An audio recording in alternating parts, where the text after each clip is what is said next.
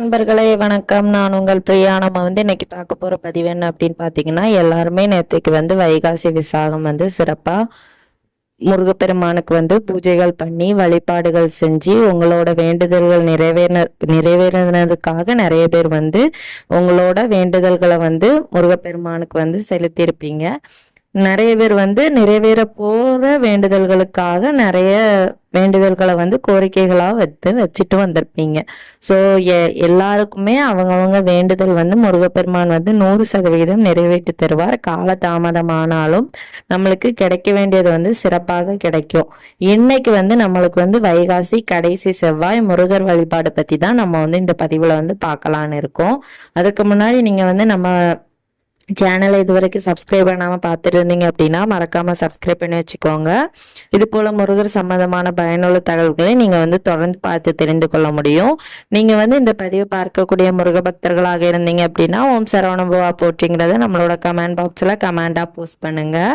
அதே மாதிரி நீங்கள் வைகாசி விசாகத்துக்கு எந்த கோயிலில் போயிட்டு என்ன மாதிரி பூஜைகள் பார்த்தீங்கன்னு சொல்லிட்டு நம்மளோட கமெண்ட் பாக்ஸில் ஷேர் பண்ணுங்கள். நம்மளோட நண்பர்களும் பார்த்து தெரிந்து கொள்ளட்டும். இப்போ வாங்க நம்ம பதிவுக்குள்ளே போகலாம். ஒவ்வொரு செவ்வாய்க்கிழமையுமே நிறைய முருக பக்தர்கள் விரதம் இருந்துட்டு வருது. இப்போ வழக்கமாக இருந்துட்டு வருது. ஒரு சில பேர் உணவு எடுத்துக்கொள்ளாமல் விரதம் இருப்பாங்க. ஒரு சில பேர் ஒரு வேளைக்கான விரதம் இருப்பாங்க. ஸோ இன்னைக்கு நம்ம முருகப்பெருமானுக்கு ஸ்பெஷலாக செய்யக்கூடிய பூஜை என்ன அப்படின்னு பார்த்தீங்கன்னா, வீடு வேணும் அப்படிங்கிறவங்க இன்னைக்கு வெற்றிலை தீபம் ஏற்றுறது ரொம்பவும் சிறப்பாக இருக்கும். கடன் பிரச்சனையே அதிகமாக இருக்கு அப்படிங்கிறவங்களுக்கு நம்ம இந்த பதிவில் ஒரு விளக்கம் பார்க்கலாம்.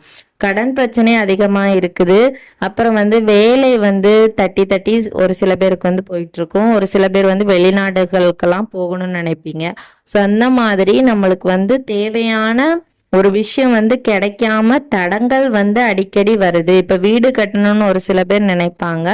ஆனா அதுக்கான ஒரு பேஸ்மெண்ட் வேலை கூட அவங்களால செய்ய முடியாது. அது என்ன ரீசன்னா, உங்களுக்கு அதற்கான நேரங்கள் கூடி வராம இருக்கலாம். இல்ல கண் பேருனால கூட இருக்கலாம். நீங்க அதற்காக இன்னைக்கு என்ன செய்யலாம் அப்படின்னு பாத்தீங்கன்னா, நீங்க இன்னைக்கு செவ்வாய்க்கிழமை முருகப்பெருமானுக்கு உகந்த நாள். செவ்வாய்க்கு அதிபதி நம்மளோட முருகப்பெருமான் தான், அவங்க எல்லாருக்குமே தெரியும். ஸோ இன்னைக்கு நீங்க இரவு நேரத்துல வரக்கூடிய 8 to 9 ஒரே நேரம் இருக்குது. அந்த நேரத்துல நீங்க துவரம் பருப்புல தீபம் ஏற்றணும். துவரம் பருப்பை ஒரு தாம்பழத்தட்டுல பரப்பி வச்சுக்கோங்க. ஒரு கைப்பிடி அளவு துவரம் பருப்பு எடுத்து வச்சுட்டு அதுல ஒரு 6 ரூபாய் நாணயம், ஆறுமுக கடவுளுங்கிறதுனால நம்ம எப்பவுமே எந்த வேண்டுதல் முருகப்பெருமானுக்கு வச்சாலுமே 6 ரூபாய் நாணயம் வைத்து நீங்க வேண்டி பாருங்க. அதற்கான பதில் உங்களுக்கு பல மடங்காக கிடைக்கும். 6 ரூபாய் நாணயம் அந்த துவரம் பருப்புக்கு மேல வைத்துட்டு அதற்கு மேல ஒரு அகல் வைத்து அதுல நெய் இல்லாட்டி நல்லெண்ணெய் விட்டு தீபம் ஏற்றுங்க. ஏற்றின தீபம் பச்சை நிற திரி வச்சு தீபம் இன்னைக்கு ஏற்றணும்.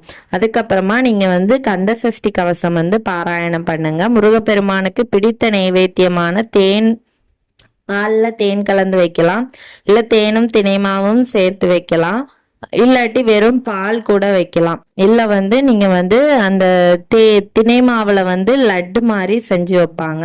ஸோ அந்த மாதிரி கூட உருண்டையா பிடிச்சி கொழுக்கட்டை மாதிரியோ லட்டு மாதிரியோ எப்படியோ ஒன்று வச்சிங்க அப்படின்னா கண்டிப்பா உங்களுக்கு அதற்கான பலன்களும் அதிகமாக கிடைக்கும். இப்படி தீர்க்க முடியாத கடன் பிரச்சனை ரொம்ப காலமா இருக்குது. எவ்வளவு முயற்சி பண்ணாலுமே நான் இன்னுமே அதிகமா கடன் தான் வாங்கிட்டு இருக்கிறேனே தவிர என்னால அந்த கடனை திருப்பி செலுத்த முடியல.